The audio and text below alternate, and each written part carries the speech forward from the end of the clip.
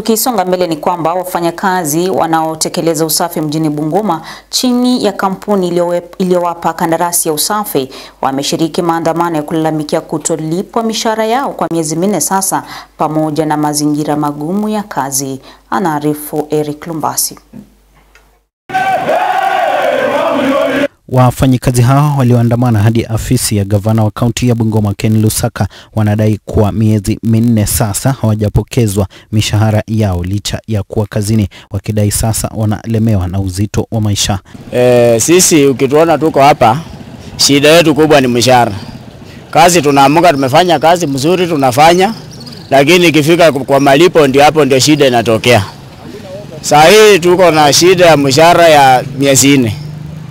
Na sisi kazi yetu hatuna off. Na hatuna leave. Na sisi tunafanya kazi mpaka Sunday. Tumejaribu hata tumekuwa na mkutano na yeye, ametuitia watu wa environment, tumeongea. Lakini sasa shida yetu kubwa ni ati ukiitisha sana haki yako, wanakutishia ati watakufuta. Sawa. Kwa sababu wanalalamika haki yako umefanya kazi. Pia sisi vile natuona hivi sisi ndio vichwa ya familia zetu.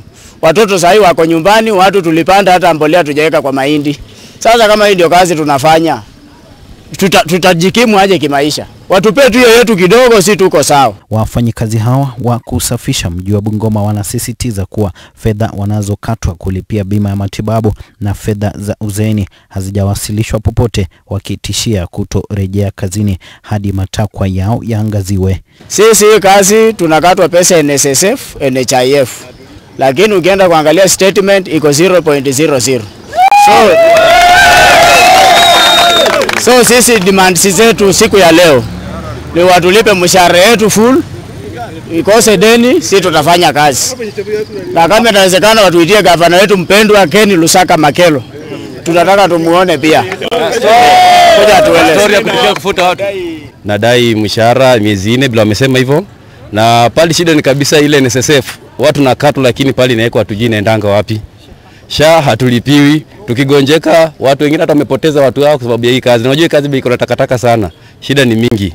Hiyo ndio mimi naweza nikasema. Alan Fwamba ambaye ni mwajiri wao kupitia kampuni ya Valbe amekiri kuwepo changamoto ya kifedha kutokana na serikali ya kaunti ya Bungoma kutowalipa wanakandarasi kwa wakati, akiwataka wafanyikazi wake kuwa na subira.